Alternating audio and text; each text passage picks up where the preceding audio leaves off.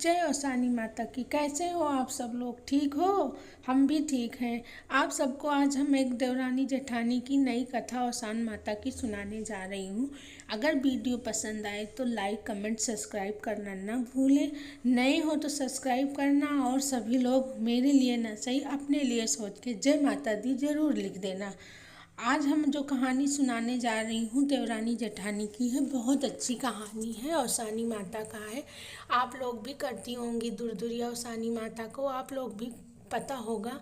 तो इसीलिए आज हम चलो आप सबके साथ एक कहानी सुनाते हैं। आप भी सुनिए, हम भी सुनते रहेंगे, सुनाते रहेंगे। प्यार से हंसते मुस्कुराते और खुश रहिए। जीवन में माता रानी सबके हर चीज़ का अंधकार मिटा के उजियाला लाए। सन 2024 जा ही रहा है। सन 2025 में आप सबकी हर मनोकामना माता रानी पूर्ण करें। तो जय माता दी बोलिए। वसानी माता की जय माता दी। एक गांव में एक देवरानी जेठानी रहती थी। ब्राह्मण थी, वो बहुत गरीब थी, उनके कोई संतान नहीं था। वो बहुत परेशान रहती थी, दोनों लोगों को कोई संतान नहीं था।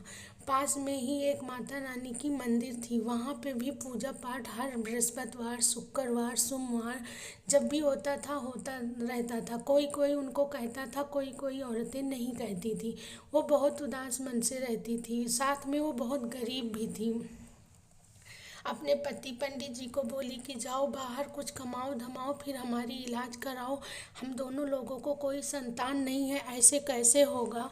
बोले ठीक है, खाने का व्यवस्था करूं या कमा कमा के आपकी दवा करवाऊं? सब भगवान पे छोड़ दो, जो भी होगा सब मंजूर होगा।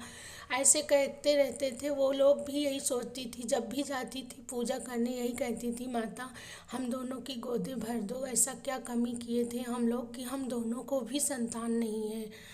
उसी मंदिर पे जाती थी जहाँ औसानी माता की दुर्दुरिया हुआ करती थी। वहाँ पैर छूती थी और मना के आती थी कि ऐसी कोई खुशियाँ लाओ कि हम भी आपको अपने घर बुलाएं, अपने घर में गोतिन बुलाएं, हर दुर्दुरिया करवाएं, पूजा पाठ करवाएं। माता रानी आप तो हमें धन से भी गरीब की हो, औलाद से भी गरीब की हो। हम ऐसा क्या भागन थे दोनों लोग। और देवरानी बड़ी आलसी थी, उसका किसी चीज़ में मन नहीं लगता था। कहती थी, कोई कहने आता था कि दुर्दुरिया है तो वो सबसे पहले पूछती थी दोनों लोगों का तो नहीं है, एक ही लोग जा सकती हैं। क्योंकि वो खाने में बड़ी चट्टू थी, वो सुबह ही खा पी के फिट हो जाती थी। पास में एक घर में दुर्दुरिया थी। बोली कि दोनों लोग को आना है। बहन जेठानी बोली ठीक है, 2 चना ले ली और आके घर में बताई कि कल दुर्दुरिया है, सुबह घर में चूल्हा नहीं जलेगा वरना तुम खा पी के फिट हो जाओगी, कोई सुबह मिलेगा भी नहीं। बोली ठीक है, ऐसा नहीं होगा, हम सुबह खा पी नहीं खाएंगे, नहा वहा के चलेंगे।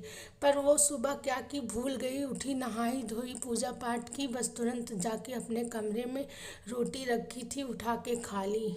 अब फिर उसको याद आया कि अरे आज तो औसानी माता के पूजा में हमें जाना था। अब अपनी जिठानी से भी नहीं बता रही है, कह रही है कि अच्छा जैसे कुछ खा पी लो तब जाओ तो कोई पाप होता है। तो जेठानी बोली पाप नहीं होता है, बहुत घनघोर पाप होता है।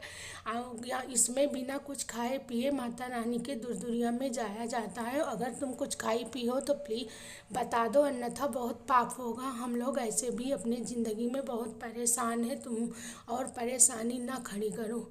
उसने कुछ बोला नहीं। उसी औसान माता की मंदिर पे जाके बोली कि हे माता हमसे बहुत बड़ी गलती हो गई है, हम अब क्या करें, हमारे कुछ समझ में नहीं आ रहा है। आप ही बड़ी अच्छी होती तो हमें याद दिला देती, हम कैसे खा ना पाती। तो कुछ बोली नहीं, आई और मन में उदास थी। तब जेठानी समझ ली, बोली कि ये जरूर कुछ कांड की है, इसीलिए इतनी शांति भाव से बैठी हुई है।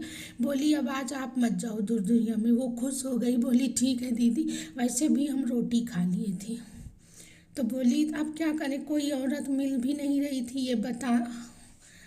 अब गई जेठानी, वहाँ बैठ गई। बोली कि ऐसा है कि वो आ नहीं पा रही हैं, कुछ काम है, वो बता भी नहीं पा रही हैं कि 4 लोगों के सामने अभी हमारी बेइज्जती होगी, कि पहले बता दी होती और ये देवरानी मेरी देर कर दी, अब मैं क्या करूँ। वहाँ बैठी थी कथे पे, वहाँ पे एक बूढ़ा माता आई और बैठी रह गई।